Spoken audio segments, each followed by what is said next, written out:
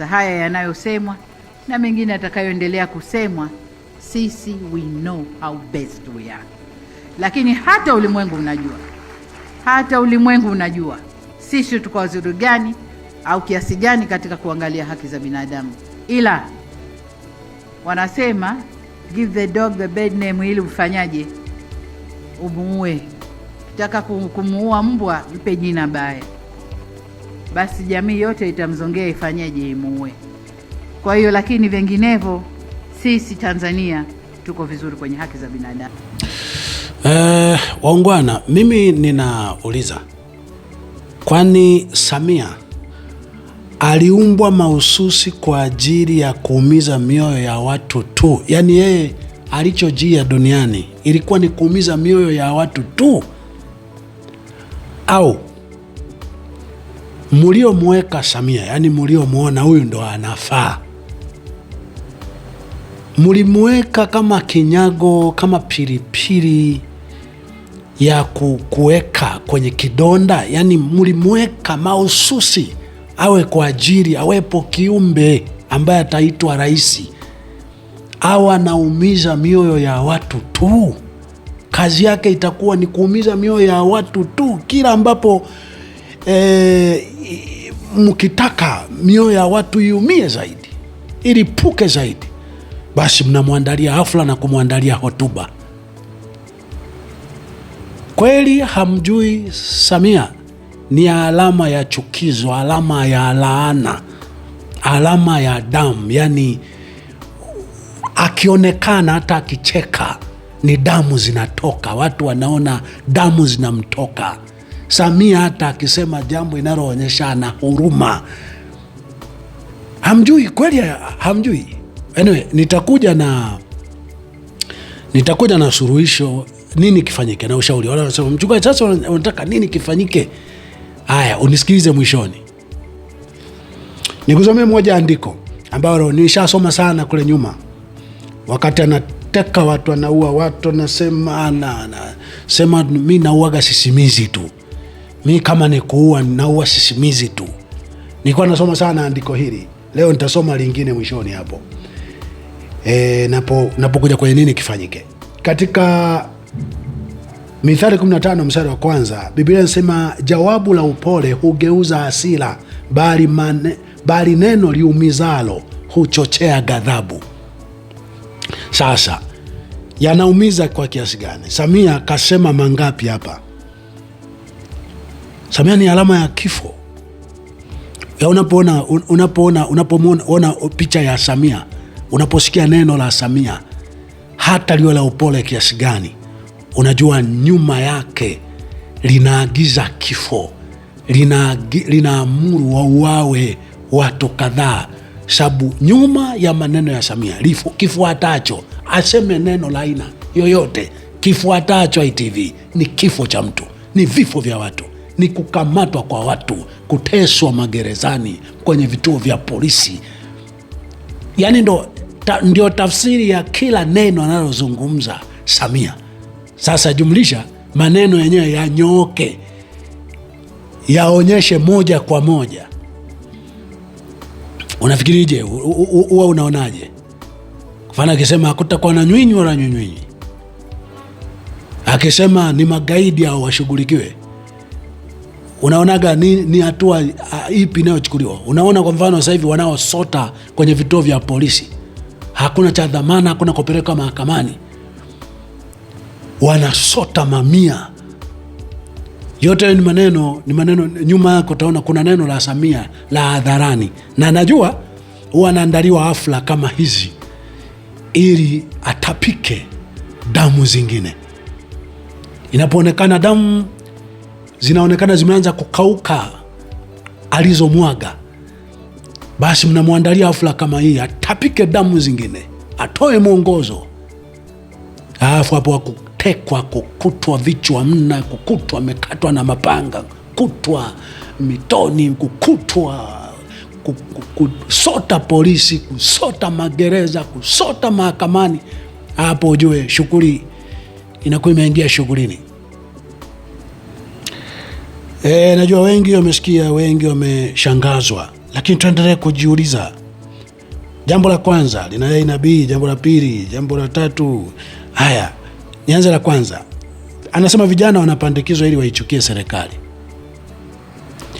Vijana wepi? Nina hakika vijana wengi wanaichukia serikali inayoitwa serikali. Wanachukia sana sana sana sana, kwa sababu kinachoitwa serikali kwenye nchi yetu kwa sasa ni kila ambacho kiliitwa mashetani kwenye Biblia na kwenye jamii yoyote ya watu. Kwa ushetani, huwezi ukalazimisha shetani apendwe. Shetani ni uovu, ni mabaya yanayotendwa na watu. Kwa kinachoitwa serikali kwa sasa kwenye nchi yetu ni kifo, ni wizi, ni ufisadi, ubinafsi, ukatili, utekaji, mauaji. Ndo kinachoitwa serikali, ndo kinachoitwa CCM kwa sasa. Vijana watampendaje shetani? Ndugu zao wameuawa, wanateswa kwenye vituo vya polisi. Wako ambao hawajapata miili yao ambayo mumewaua, mmewapoteza, wanateswa kwenye vituo vya polisi, wanateswa magerezani. Hawa vijana wakupende tu, wakupende, yani wewe, hiyo ni kazi nzuri. Mnaua, mnawatesa kwa sababu tu wewe uwe na uhalali wa kutumia kila kitu kilichomo ndani ya nchi kwa namna unayotaka. Ndio hicho tu kinachowafanya mfanye ukatili wote mnaofanya. B, maisha magumu wanayoishi vijana kwa sababu mali zote mmejilimbikizia wachache. Haitoshi kuwachukia. Mnaleta maendeleo gani zaidi ya nyie kutembelea magari mazuri, kukaa kwa nyumba nzuri? Uongozi ni kuonyesha mfano watu wanavyopaswa kuwa. Vijana wanalala, wanaishi kwa nyumba kama zenu, wanasoma, wanaajira kama watoto wenu. Vijana wana magari kama magari yenu, wanakula kama mnavyokula nyie. Vitu ambavyo hamjasotea, wamesotea wao, nyie ndo mnakula vizuri kwa sababu ya uporaji, kwa kuwa mna bunduki za kuwapolea. Watawapenda tu. 2, unasema Tanzania tuna haki za binadamu. Ndio maana nasema nadhani wa kiumbe uliumbwa kwa ajili ya kukera watu. Nadhani humo duniani uliumbwa mahususi kwa ajili ya kuumiza mioyo ya watu.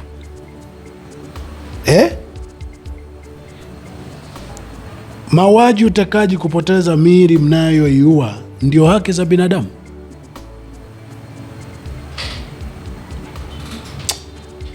Namna ya nyie tu peke yenu kuishi maisha ya ukwasi ndio haki za binadamu?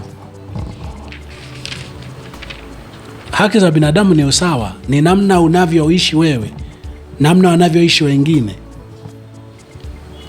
ndivyo unavyotakiwa na wewe na wengine waishi unavyoishi wewe. Ndio haki za binadamu kabisa, ndio tafsiri yake kwa mujibu wa Biblia. 3, unasema sisi tunaoendelea kwa kasi. Kwa lipi? Magufuli angesema anaendelea kwa kasi, sawa. Nyie mnaoharibu kwa kasi.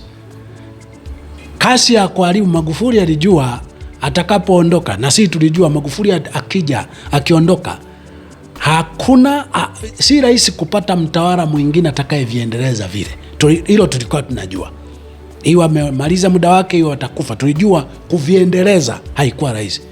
Lakini hatukuwahi kuota kuharibu kwa spidi kubwa kama ulivyoharibu Samia na utawala wako.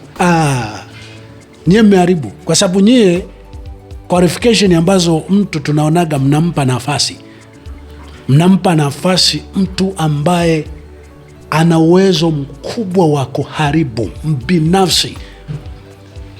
Mnaangalia tu kweli, mnaangalia ni kama anasoma vimaandiko. lakini wana background ya watu wanaosoma vimaandiko, wana background zinazoonyesha wakati fulani amewahi kujitetea kiasi gani kulinda cheo chake, nafasi yake kuliko utu wake au wa watu wengine.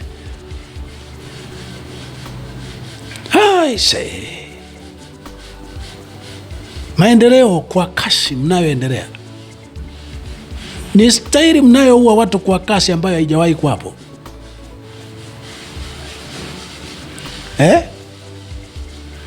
Ni kuendelea kwa ma-CCM wachache sana mnaojifanyia kila, na pesa karibu zote mnazopata, hata muwekeze Dubai, South Africa, sui wapi, karibu ya zote zinawapa ni jeuri tu ya kumiliki vikundi kwa ajili ya kuteka na kutesa watu. Na miliki vikundi vingine mnavichomoa TC polisi, vingine mtavichomoa kwenye majeshi kwa sababu kazi ya pesa ya dhuluma ni mbili kubwa. Pesa, mali ya dhuluma ina kazi mbili kubwa. Vyovyote mtu anavyoipata, ni mgao anapata pesa ya dhuluma au ni yeye mwenyewe anaipigania, ina kazi mbili kubwa. Tujenge, ununue magari, uanzishe makampuni, mwisho wa siku unawekeza ili uwe na uhakika hiyo pesa au hivyo vitu vije vikusaidia kwa kazi kubwa mbili. Moja, uwe malaya, unafanya tu malaya, yani uwe mraibu wa vitu kama umaraya, pombe, hivyo vyote vinakaa kwenye kitu kimoja. Malaya unashangaa tu kabisa ni malaya, unadaka chochote kicho tayari, unatumia amri yoyote, ukipata chochote, mwanaume yoyote, mwanamke yoyote, vinginevyo atakufa, vinginevyo atapoteza kazi, vinginevyo. Ni kazi hiyo moja, malaya. Ya pili ni kumiliki vikundi vya kuua watu. Ndo kazi kubwa ya pesa, kumiliki vikundi vya kuua watu. Kwa hiyo huko ndio kuendelea. Hata tungeendelea, vina maana gani ikiwa mnaua wasio na hatia? Hata tungekuwa tunaendelea sasa. Aliwahi kusema Bwege kwamba ndege SGR na nini kitanisaidia nini? Wakati kiliundwa kwa ajili ya watu, vinaletwa kwa ajili ya watu, alafu munaua watu, vitasaidia nini? Lakini hamna rafiki, hamna. Hata hivi vilivyopo, kwanza tu kwa madeni tulio nayo, munayo kopa, mliolangua, hata hivi vyote tulivyo navyo, saa yoyote vinachukuliwa, saa yoyote vinachukuliwa. Hakuna kinachoonekana mmeendesha, mumeendelea, mtaendelea. Madeni tu tulio nayo na mtakayo kopa, kwa sababu mnajiamulia. Huko ndo kujiamulia mambo, mnajiamulia kila mnalotaka, kila mnapotaka muunde, mtengeneze kikundi cha kuua kule, mmeshaenda kukopa. Watajijuaga baadaye, huenda mtajua wenyewe mkiwa hai na uzao wenu. Ushauri nini kifanyike? Na mshauri nisiyemjua, lakini nasema lugha ya kawaida tu kabisa, ya kawaida moja kwa moja. Sababu kusema Samia Suluhu msimu mnampa, sio anaongea popote, sionekane popote, mficheni tu hivyo, mwe mnaendelea kumtumia kwa ajili ya uporaji mnaoendelea nao. Ukweli hayavumiliki, ingawa ndo namna pekee ya nyie kutochochea sana uchungu kwenye mioyo ya watu ambao naamini utazaa jambo tu la mapema sana. Lakini ushauri wa moja kwa moja ni huu: muondoeni Samia, sitisheni hiki kinachoitwa serikali, tafuteni, wekeni serikali ya mpito itupitishe kwenye tathmini ya tulikotoka, tulipo na tuendako. Muondoeni Samia, simamisheni, msidhania tusubiri utawala, tusubiri wakati mpaka wakati wa uchaguzi. Hakunaga ubaya unaosubiri uchaguzi. Mimi niliongeaga tangu 2021-22 nikasema hapana, tungesimama tungesimama. Tunakokwenda ni giza. Hakuna ubaya unaokuja kubadilika kuwa wema. Hawana ubaya, hawana uzuri wowote wanafanya, unafunika damu walizomwaga. Mimi sioni sababu kwamba mwe mnasema 2030 inafika tuendelee kuishi kwa uchungu, tuendelee kuilinda amani. Hatulindi amani yoyote, tunalinda uchungu kwa bunduki. Tunalinda uchungu kwa bunduki. Semeni, tutakuwa tunasema, najua hatuwezi kusikilizwa, lakini najua kuna wakati majuto ni mjukuu. Kuna ushauri aliyokuwa na shauri Yeremia. Mimi nimeshauri sana na nitaendelea kushauri. Katika Yeremia 6 mstari wa 16, anasema Bwana asema hivi, simameni katika njia kuu, mkaone mkaulize habari ya mapito ya zamani. Iwapi njia iliyo njema, mkaende katika njia hiyo, nanyi mtajipatia raha katika nafsi zenu. Lakini walisema, hatutaki kwenda katika njia hiyo ya watu wa zamani. Mimi narudia, nawaambia watu makanisani, nawaambia popote, nitakuwa nikiendelea kusema tena, simameni. Hatusimame, tusimamishe swala kinachoitwa serikali, kinachoitwa utawala, tusimamishe. Wala hata msihangaike na kinachoitwa katiba. Hakuna katiba. CCM wataleta katiba ya haki, haipo. Mnajisumbua tu.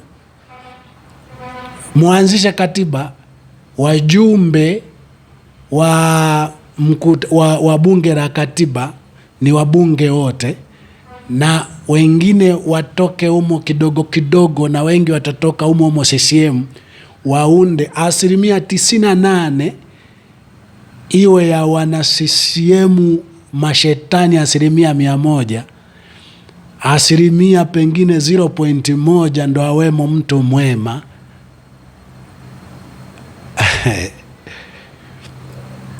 Hizo zingine 1% ndo awemo ambao hawatabiriki. Alafu ikapatikane katiba ambayo itaamua kwa haki. Kwa nani ambaye anataka wakati fulani katiba ije mbane kwa makosa aliyowahi kufanya? Hakuna katiba wala hakuna chochote kinakwenda huku mbele, kinaahidiwa, kitaletwa. Ni salama. Kilicho salama, simameni. Yeyote ambaye nimesema na wewe, fikiria hili. Simamisheni utawala wa Samia. Simamisheni kwa njia yoyote. Hata kama mtaona namna ya kumlinda, mumlinde asipate madhara, lakini simamisheni. Asanteni. Naongera kwa kunisikiliza.